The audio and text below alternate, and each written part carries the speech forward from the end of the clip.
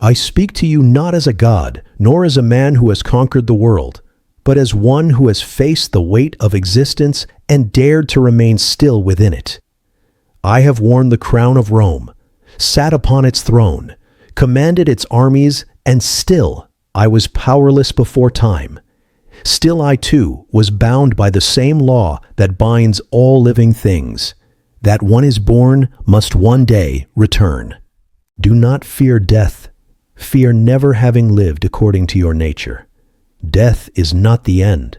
It is merely a transformation, a returning of what was borrowed. Your body returns to the earth, your breath to the winds, your thoughts to the hole from which they arose. This is not tragedy. This is order. And in order there is peace. Everything that lives is in constant motion.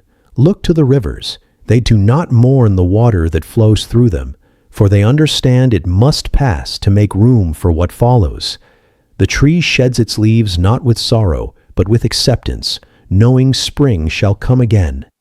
The stars above you have burned for eons, and yet each one will one day vanish from the sky. Do you grieve the star for fulfilling its nature? You too are a part of this vast design, a thread in the tapestry of existence. Your time here is brief, but it's not meaningless. It is precious because it ends. Would you value a feast that never concluded? Would a song move you if it stretched on forever without pause? No. Meaning arises from limits, from endings, from the awareness that what you hold now will not last. Understand this deeply. Death is not your enemy. The fear of it is. For what you fear, you allow to control you. But death cannot touch your character. It cannot strip you of virtue. It cannot take your reason, your discipline, your courage, unless you surrender them in advance through fear. And why fear what comes to all? What has been written into the order of the cosmos since before you were born? Do the flowers resist the wind that scatters their petals? Do the waves cry out when they return to the sea? Nature teaches you every day how to let go, but still you cling, out of habit, not wisdom. You have been taught to believe that death is darkness, that it is loss, that it is punishment. But is it not also release? Is it not also rest? Is it not the closing of a circle, the fulfillment of a destiny written in the stars long before you breathed your first breath? Reflect. You do not remember your birth. You did not fear the nothingness before you were born. Why then do you fear returning to that same state? Is it the pain of dying you fear? Pain is momentary. It passes like a storm. You have endured pain before, loss, illness, heartbreak, and yet you remain. So too will the pain of death pass. It is not death itself that harms you, but the stories you attach to it. Some speak of an afterlife, of judgment, of reward or punishment. But what truly matters is how you live now. Will you be just while you have breath? Will you act with integrity when no one watches? Will you choose virtue over ease, even if the reward is invisible? These are the questions that shape your life, not what happens after it ends. You live today. This is the gift.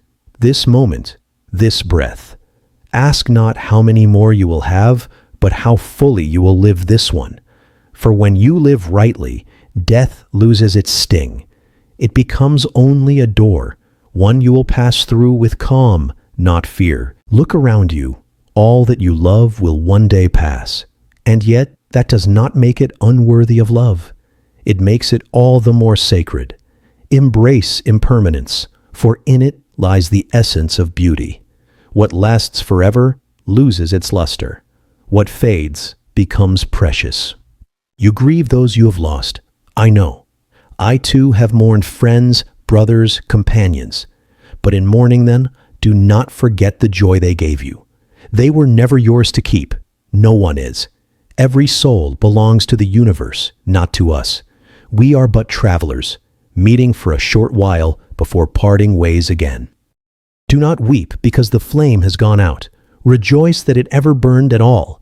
If you would be wise, meditate daily on death, not to be morbid, but to be awakened. When you remember that you are mortal, you cease to waste time. You cease to argue over trivial things. You forgive more easily. You love more fiercely. You focus on what matters. Death teaches you what life cannot, that every moment counts. You say you are afraid of dying? Then live in such a way that when death arrives, it finds you ready, that it finds you unshaken, that it finds you having given your best, loved deeply, held firm to what is right, even when no one else did. Some seek to escape death through legacy, through glory, through monuments of stone and words. But time erases all things. Empires fall. Statues crumble. Names are forgotten. The only true immortality lies in how you lived, in the impact of your soul upon the world around you. Be kind, not for reward, but because it is in your nature to be kind. Be strong, not to dominate, but to protect. Be wise, not to impress, but to understand. These are the marks of a life well lived. These are the virtues that death cannot erase. One day, your eyes will close for the last time. Let that moment come not with panic, but with peace. Let it find you not grasping for more time, but grateful for what was given. Let it find you prepared, not because you delayed death, but because you embraced life. And remember, what dies is not the self, but the shell. The soul returns to its source. Whether you call it nature, logos, or God, it awaits you not as a tyrant, but as a home. You are not your fears. You are not your past. You are not your body.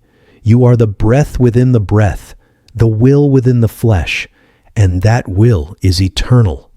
So live, and when the time comes, die, not with resistance, but with honor.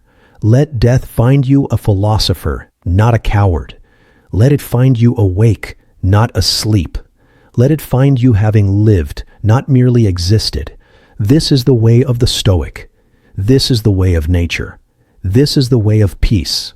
If these words have stirred something within you, if you feel the call to live more fully, more intentionally, more bravely, then I invite you to subscribe to this channel.